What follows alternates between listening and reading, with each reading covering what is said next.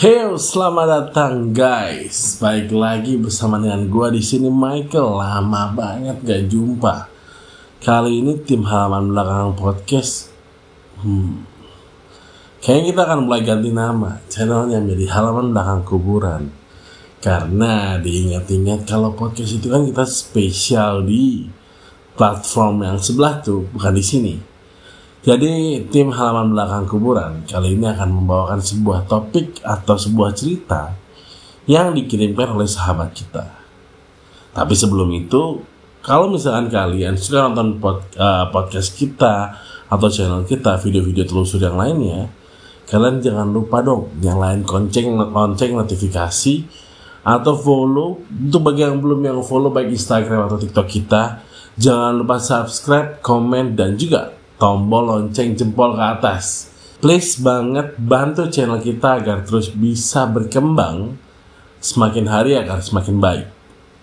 Tanpa berlama-lama lagi, kita akan masuk ke cerita yang kita akan bawakan malam ini. Seperti yang mungkin kalian sudah baca di judul, cerita ini lumayan menarik karena cerita ini berjudul tentang hubungan yang tak pernah selesai. Kayak gimana ceritanya, kayak gimana kelengkapannya. Kalau misalkan kalian nanti merinding dan kalian merasa kalian mungkin pernah mengalami hal serupa, kalian bisa tulis komen di bawah.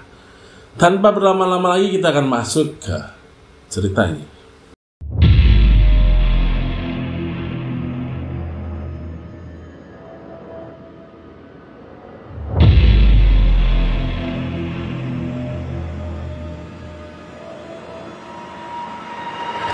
Oke guys, jadi ini ceritanya dikirimkan oleh sahabat kita nih ya, pendengar kita setia nih yang dari platform sebelah nih yang gambarnya logonya warna hijau. Nah ini ceritanya itu bertema di tahun 2001 tentang sebuah kisah cinta dua remaja bernamakan Laras dan juga Bayu. Oke, kita mulai ceritanya ya. Tahun 2001, sebuah kota kecil di Jawa Barat. Belum ada media sosial, belum ada notifikasi, cinta masih ditulis tangan. Oh iya, 2001 belum ada sosial media. Dan ditunggu lewat panggilan rumah yang hanya berdering 3 kali. Ini adalah kisah tentang cinta yang terlalu tulus hingga menolak untuk mati. Sebut saja mereka Bayu dan Laras, dua remaja SMA yang sudah menjalin cinta sejak kelas 2. Laras adalah tipe gadis 2000-an sejati, pendiam berambut panjang, selalu berdiari dan dengan stiker Hello Kitty di sampulnya. Ia anak tunggal dari ibu tunggal, hidup sederhana tapi penuh kasih. Bayu di sisi lain adalah cowok yang disukai siapapun di sekolah. Bukan karena ganteng, tapi karena tulus dan anak bengkel. Oh, 2001 tuh lagi ngetren anak bengkel ya bener. Kulit gelap, motor RX King, lawas dan selalu bawa roti 2 potong untuk satu Laras dan juga untuk satu dia setiap pagi. Bisa dibilang Bayu bukan tipe laki-laki yang banyak kata, tapi Laras selalu bilang, Bayu itu bukan romantis, tapi setia. Itu dengerin tuh. Buat teman-teman yang mungkin masih kesusahan atau insecure, gue gak ganteng, gue gak kaya. Jadi itu bisa jadi hal yang lain ya. Yang penting setia. Charlie ST12. Suara bel sekolah, tawa remaja, dan kaset diputar pada saat itu. Setelah lulus, keduanya sepakat untuk menabung demi masa depan. Bayu mulai kerja di sebuah percetakan kecil jauh dari rumah. Laras melanjutkan kuliah D3 di kota yang sama. Mereka masih saling bertemu, meski tidak setiap hari. Bayu bilang, sabar dikit ya Ras, aku lagi nabung, biar kita gak lama-lama nunggu. Tapi takdir yang mungkin akan berkata lain. Suatu pagi saat hendak ke kantor, Bayu mengalami sebuah insiden tragis. Sebuah kecelakaan yang terjadi di lingkungan tajam dekat kebun teh di Jawa Barat.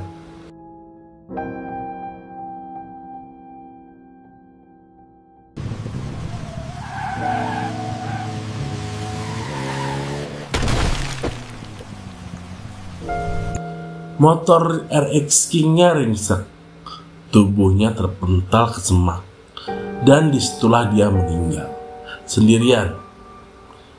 Saat hujan deras membasahi jasadnya yang dingin,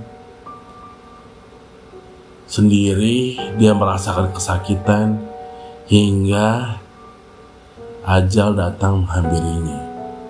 Namun suatu keanehan terjadi. Malam itu Bayu pulang dengan jaket yang basah dan senyum yang tak pernah berubah. Ia berdiri di depan rumah Laras. "Maaf telat, Laras, aku pulang."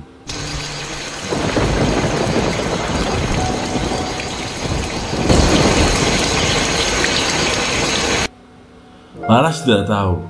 Dia menyambut Bayu seperti biasa, membuatkan teh manis, mendengarkan cerita tentang bosnya yang selalu cerewet.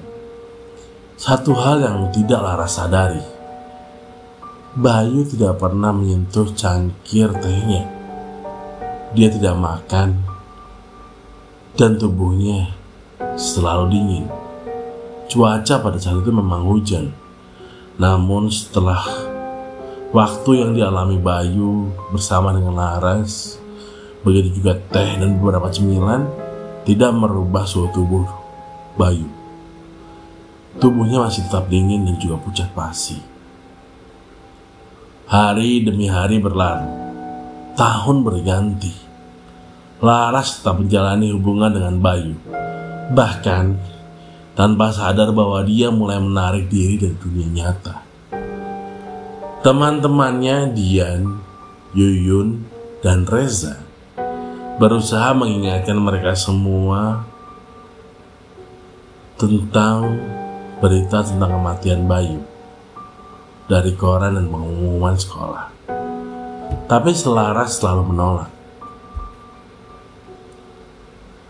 "Kalian yang salah. Dia masih ada. Dia selalu datang ke rumahku. Dia masih mengajakku ke danau. Bayu gak mati. Bayu hidup. Dia hidup buat aku." Akhirnya teman-teman Laras, Yuyun, dan yang lainnya, Yuyun, Dian, dan juga Reza, akhirnya mulai kesusahan, mulai putus asa. Akhirnya mereka mencoba membawa Laras ke dokternya, atau ke orang pinter, atau seorang pembesar atau penggiat agama, yaitu seorang ustadz. Dan saat itulah semuanya mulai terbuka. Ustadz itu hanya memandang Laras sebentar dan berkata, "Kamu tahu, kadang cinta terlalu kuat sampai arwah pun menolak pergi. Dia masih di sini karena kamu belum mengikhlaskan," jawab ustadznya. Laras marah. Ia pergi. Ia memilih tetap bersama Bayu. Bayu yang kini semakin jarang berbicara, semakin pucat, bahkan kadang menghilang begitu saja. Tapi malam itu Laras mengintip dari jendela, dan untuk pertama kalinya ia melihat Bayu berjalan menjauh dari rumah dia.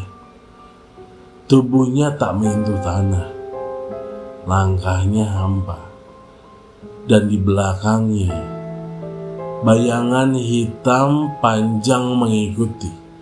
Bukan bayangannya, tapi seperti sesuatu yang menyeretnya kembali ke tempat dunia ia seharusnya berada.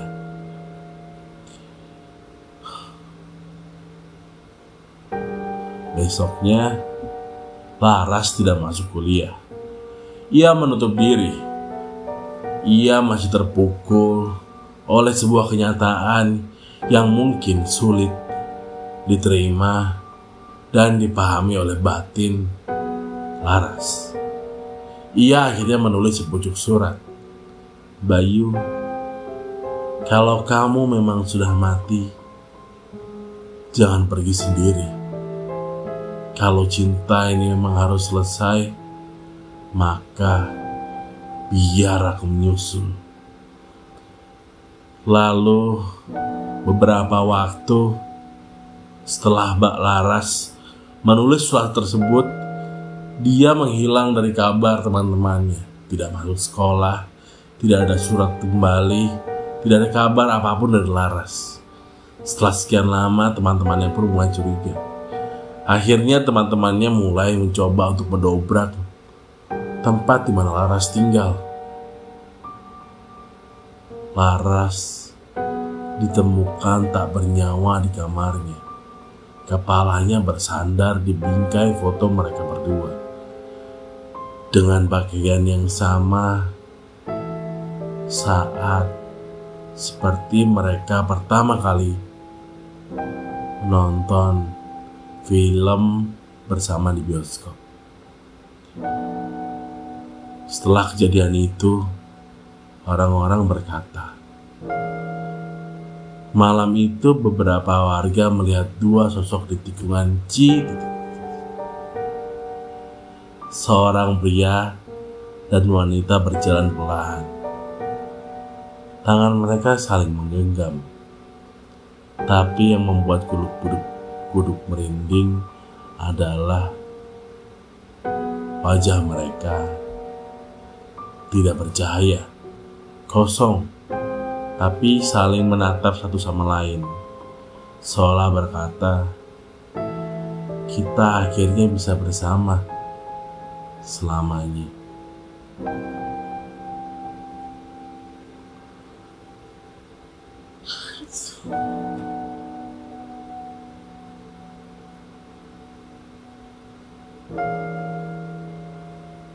Gokil, ceritanya luar biasa.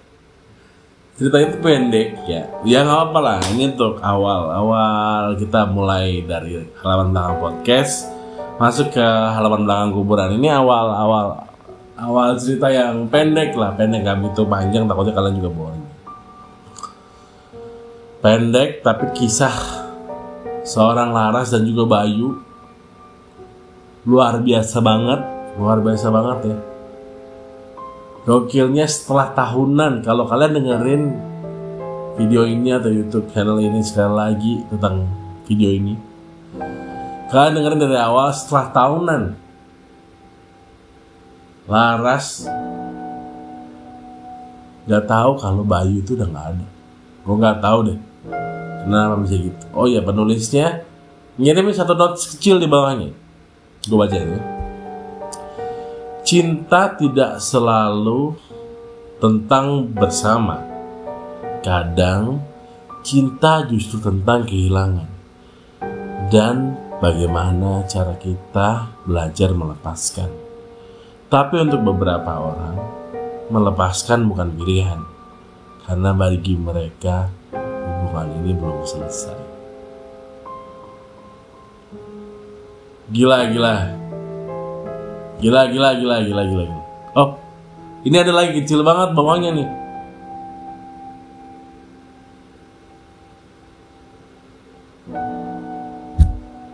Tertanda.